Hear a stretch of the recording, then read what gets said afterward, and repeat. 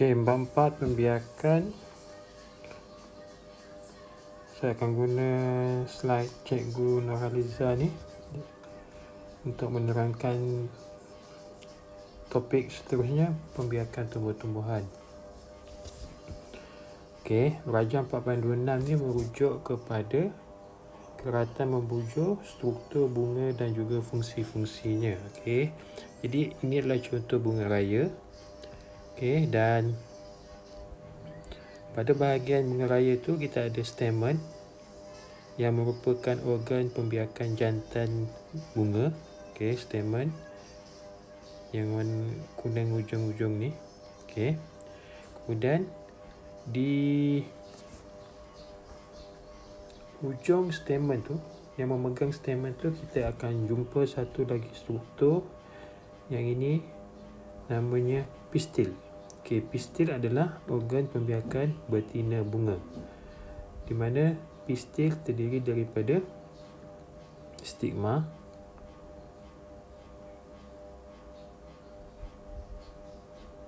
stil, ovari dan juga ovule. Okey, ovari yang kat luar ni, ovule yang dalam dia warna coklat tu. Okey. Kemudian bunga juga ada bahagian ranggi, iaitu bahagian yang berwarna-warni, tujuannya untuk menarik perhatian serangga dan juga haiwan. Selain itu, bunga juga ada bahagian sepal yang biasanya berwarna hijau, berfungsi untuk melindungi bunga pada peringkat kudup. Maksudnya kudup ni maksudnya peringkat sebelum dia kembang untuk bunga tersebut. Okay. Next. Proses pendebungaan. Okay. Bunga ada dua jenis. Satu bunga bisex, yang kedua bunga unisex. Okay, apa maksud kedua-dua perkataan ni? Okay, yang pertama, untuk bunga bisex mempunyai kedua-dua bahagian pembiakan jantan, iaitu stamen, dan juga betina, iaitu pistil, dalam bunga yang sama. Maksudnya satu bunga ni, okay, ada kedua-dua bahagian pembiakan, sama ada jantan dan betina. Untuk bunga unisex pula, ianya adalah bunga yang tidak lengkap kerana bunga ini hanya mengandungi stamen atau pistil. Maksudnya ada bunga jantan, ada bunga betina. Unisex contohnya bunga jagung dan betik. Okey, kerana kita hanya ada bunga betina yang akan menghasilkan buah dan biji benih dalamnya, dan kita akan ada bunga jantan yang tak akan menghasilkan buah dan biji benih. Okey. Okey, ini contoh dalam bentuk gambar rajah. Okey. Untuk jenis bunga unisex, okey, dia ada dua bunga. Satu jenis bunga jantan yang ada bahagian pembiakan jantan, stamen. Yang kedua, bunga betina yang ada bahagian pembiakan betina, iaitu pistil. Okey. Manakala satu lagi jenis bunga bisex, di mana kedua-dua bahagian jantan, stamen dan pistil berada pada satu bunga yang sama. Okey, itu beza dia. Satu ada bunga jantan betina, satu lagi tak ada. Dia bergabung. Okay, ini contoh unisex. Kita ada bunga jantan, macam ini bentuk dia, dan kita ada bunga betina, macam ini bentuk dia. Kemudian contoh yang kedua, pokok jagung. Kita ada bunga jantan dan juga kita ada bunga betina. Okay, apa itu pendebungaan? Proses pemindahan butir bunga yang matang daripada anther ke stigma. Maksudnya daripada bahagian pembiakan betina ke bahagian pembiakan jantan. Okay, apa yang berlaku adalah anther yang matang akan pecah dan anther tersebut akan membebaskan butir-butir bunga, dan butir-butir bunga ini akan tersebar sama ada ke tanah ataupun akan dibawa oleh ejen-ejen pendebungaan menuju ke stigma. Apa dia ejen pendebungaan, kita akan bincang. Okey, pendebungaan ni kita boleh bahagikan kepada dua jenis. Satu jenis pendebungaan sendiri, yang kedua jenis pendebungaan kacuk.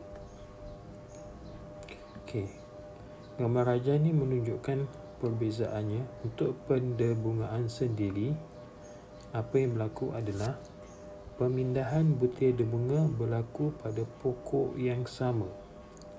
Ini satu pokok, kita ada beberapa, ada 4 bunga ni, dan pemindahan butir debunga berlaku antara bunga A ke bunga B ke bunga C pada pokok yang sama. Okey, itu pendebungaan sendiri. Manakala pendebungaan kacuk melibatkan pokok yang sama spesies tapi pada dua tumbuhan yang berbeza.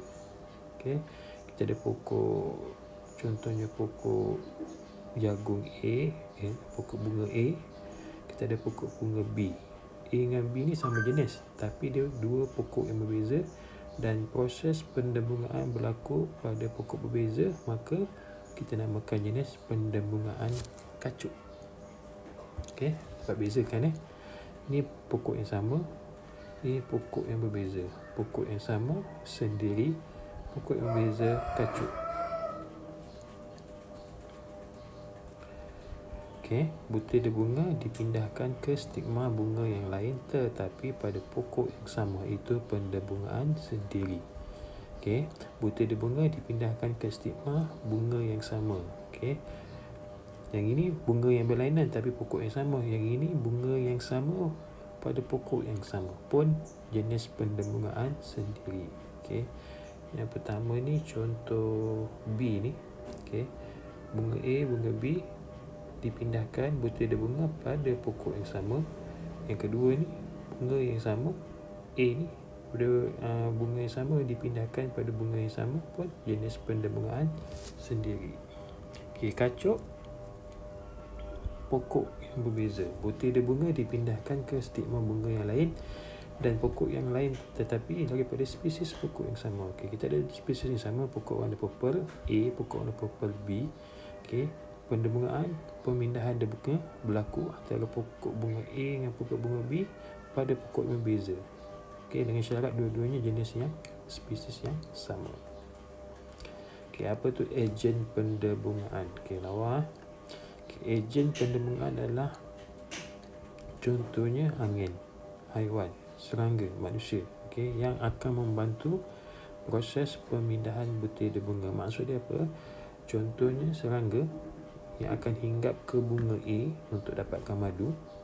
Pada masa yang sama, butir debunga akan melekat pada bahagian badan serangga tersebut, dan apabila serangga itu pindah ke bunga yang lain untuk dapatkan madu pada bunga lain, dia akan bawa bersama-sama butir debunga itu melekat kat badan dia ke bunga yang kedua, bunga yang seterusnya. Jadi dia tolong pindahkan.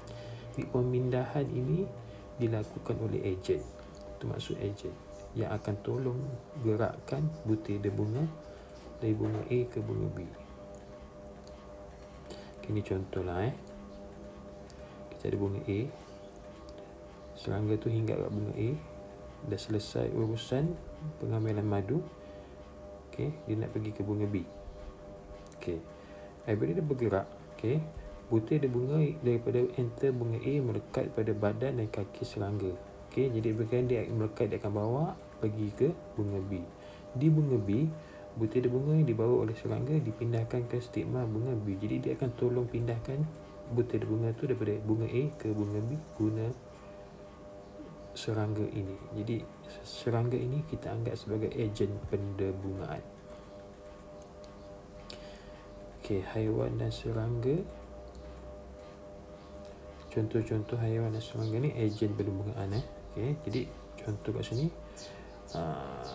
burung. Okey, burung tu nak hisap madu pada bunga A, jadi butir-butir debunga mungkin akan melekat pada paruh atau badan haiwan tersebut, dan apabila serangga tadi hinggap pada bunga tu, dia akan melekat dan dipindahkan ke tumbuhan atau bunga yang lain. Okey, ciri-ciri bunga yang didebungakan oleh haiwan dan serangga. Okey, tak semua pokok akan dibungakan menggunakan haiwan dan serangga, ada ciri-ciri dia. Apa dia? Yang pertama, mesti mempunyai ranggi besar dan berwarna-warni. Kenapa? Sebab ianya akan menarik perhatian serangga tu datang. Yang kedua, mempunyai nektar dan berbau harum. Nektar ni tujuannya untuk dapatkan madu tu lah. Jadi dia perlu ada nektar baru burung ataupun serangga datang, dan mempunyai bau yang harum. Yang ketiga, menghasilkan butir bunga yang kasar dan melekat. Jadi butir bunga tu biasanya dia akan jenis yang kasar dan mudah melekat. Jadi apabila serangga datang, dia akan melekat pada bahagian-bahagian tersebut. Contoh bunga yang dideburkan ialah durian, rambutan, betik, bunga raya, bunga matahari dan bunga ros. Okey, selain serangga, ejen pendemuan yang kedua adalah angin. Okey, apa yang berlaku? Butir bunga yang ringan akan ditiup angin dan sampai ke stigma bunga. Okey, ciri-ciri bunga yang gunakan ejen angin ini ialah, yang pertama, biasanya bunga tu tak ada warna. Okey, jadi angin ni tak kisah. Angin tu akan setiup, tak kisahlah bunga tu ada warna ke tak ada warna. Biasanya bunga yang tidak ada warna, putih dan pudar. Mempunyai butir bunga yang banyak, kecil, licin dan ringan. Okey, itu ciri-ciri butir bunga. Dia perlu hasilkan banyak. Kenapa? Sebab kita tak tahu ke arah mana bunga angin tu akan ditiup. Jadi dia kena hasilkan banyak. Dan juga kecil, sebab angin tu akan tolak bunga-bunga tu untuk berterbangan, licin dan juga ringan. Mempunyai filamen dan stil yang panjang. Untuk apa? Supaya memudahkan angin tu meniup bahagian bunga tersebut. Kalau stil dan filamen pendek, okay, jadi angin yang lalu tu mungkin tidak akan dapat menggerakkan butir-butir bunga yang ada. Contoh yang gunakan ejen angin, jagung, rumput dan juga pokok padi. Okay, kelebihan pendebungan kacut. Kita tadi lihat kacut ni melibatkan dua pokok yang berbeza, spesies yang sama. Jadi apabila itu berlaku, dia akan menyebabkan gabungan bahan genetik daripada dua pokok induk yang sama spesies. Jadi pendebungan ini akan menyebabkan adanya kelebihan. Okey, apa dia kelebihan dia? Okey, yang pertama, pokok yang lebih sihat dan dapat menyusulkan diri dengan persediaan akan dapat dihasilkan. Jadi anak yang dihasilkan itu lebih baik. Kenapa? Sebab dia mempunyai ciri-ciri pokok A dan pokok B. Pokok baru mempunyai daya tahan yang tinggi terhadap rosak dan juga penyakit. Okey, sebab dia gabungan dua ciri yang berbeza. Biji benih lebih berkualiti dan juga tanaman punya variety yang baru. Variety ni maksud ciri-ciri yang baru. Okay, mungkin pokok A tu ada ciri yang baik, pokok B pun ada ciri yang baik. Anak dia akan dapat dua-dua ciri yang baik tersebut. Dia variety yang baru, okay, jenis yang baru. Jadi dalam bidang pertanian, pendebungan kacut biasa dipilih. Kenapa? Sebab anak yang dihasilkan, hasil yang dihasilkan lebih baik. Okay, teknik ini digunakan secara meluas untuk mengeluarkan hasil tanaman yang lebih baik dan lebih berkualiti tinggi. Okey, ini contoh-contoh pokok-pokok yang berjaya dihasilkan hasil daripada pendebungan kacut.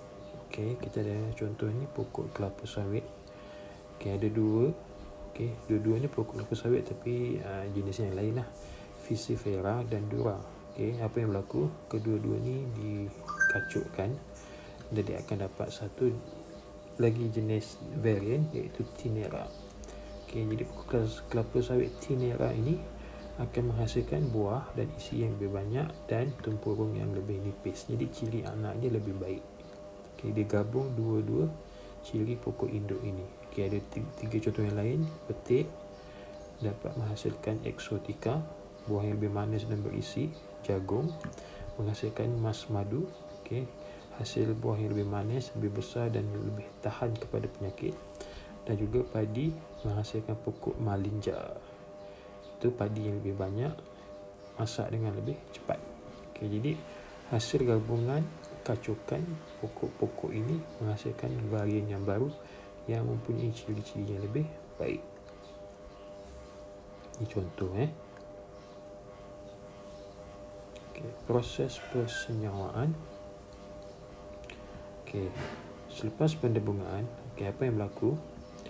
Proses persenyawaan akan berlaku, iaitu gabungan gamet jantan dan juga gamet betina yang berlaku dalam ovule. Ini contoh dia. Apabila butir debunga jatuh atas stigma, butir debunga tu akan tumbuh. Dia akan tumbuh ke arah ovari. Jadi dia akan memanjang ke bawah ni. Nampak ni? Dia menuju ke ovari kat sini. Mula-mula tak ada, tapi selepas dia melekat, dia akan tumbuh menuju ke ovari. Selepas debunga menembusi ovule, gamet jantan bercantum dengan gamet betina, persenyawaan berlaku. Jadi bila dah buat laluan pergi ke ovari, gabungan antara ovule dan juga gamet jantan tu akan menyebabkan persenyawaan. Struktur biji benih dan fungsinya.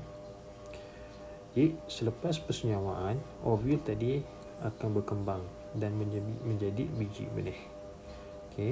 Dan ciri-ciri biji benih ini, yang pertama, ianya terdiri daripada embrio yang dilapisi oleh kulit biji ataupun testa. Bahagian-bahagian bunga yang lain pula akan layu dan gugur. Jadi sebenarnya ianya datang daripada bunga. Sebelum buah tu muncul, biji benih tu muncul, dia datang daripada bahagian bunga tadi. Biji benih terdapat kepada dua jenis, iaitu jenis monocotyledon dan dicotyledon. Jadi saya rasa tak pernah dengar perkataan dua ni, monocotyledon dan dicotyledon. Apa ciri-ciri kedua-dua biji benih ini? Yang sebelah sini 4.32 ni, ini adalah ciri-ciri pokok biji benih dicot atau dicotyledon. Pada 4.33 pula adalah biji benih jenis monocotyledon. Itu ciri dia.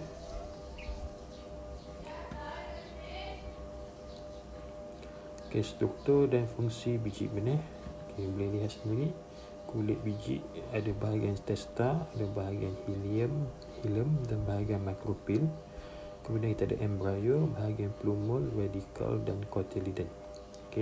Dan setiap satu bahagian ni ada fungsi-fungsi dia lah. Jadi boleh rujuk jadual 4.7 untuk lihat setiap fungsi bahagian-bahagian tersebut.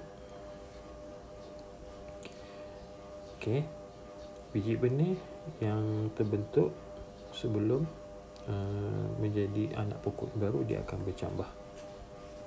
Apa yang berlaku? Testa pecah, radikal atau bahagian akar akan muncul dan tumbuh ke bawah membentuk akar. Plumule akan membentuk pucuk. Dan setengah cotyledon tumbuhan keluar dari tanah dan disebut sebagai percambahan epigel. Terdapat juga cotyledon yang tetap berada dalam tanah sepanjang timbul percambahan, dan percambahan jenis ini dipanggil hypogel. Jadi apa beza dia? Epigel ni, biji benih itu akan terkeluar dari tanah bila dia bercambah. Hypogel, biji benih itu masih dalam tanah semasa proses percambahan berlaku. Ini contoh epigel. Ini biji benih yang tertanam dalam tanah. Mula-mula bahagian radikal muncul. Radikal ni akan membentuk akar. Kemudian dia akan tolak biji benih itu keluar daripada tanah, dan bahagian biji benih itu akan tumbuh plumule, dan plumule ini akan membesar membentuk pucuk dan juga daun. Ini cotyledon yang lama tu, biji benih yang lama bekas dia. Ini akar yang telah membesar. Ini percambahan epigel, di mana biji benih itu tumbuh keluar. Ini hypogel. Hypogel pula percambahan berlaku dalam tanah sepenuhnya. Radikal muncul dulu membentuk akar, kemudian plumule akan muncul kemudian membentuk pucuk, dan cotyledon kekal dalam tanah, dan kita namakan ini percambahan hypogel. Untuk biji benih bercambah ada perlukan air. perlukan udara, perlu suhu yang sesuai untuk bercambah. Okey. Sekian, terima kasih. Assalamualaikum warahmatullahi wabarakatuh.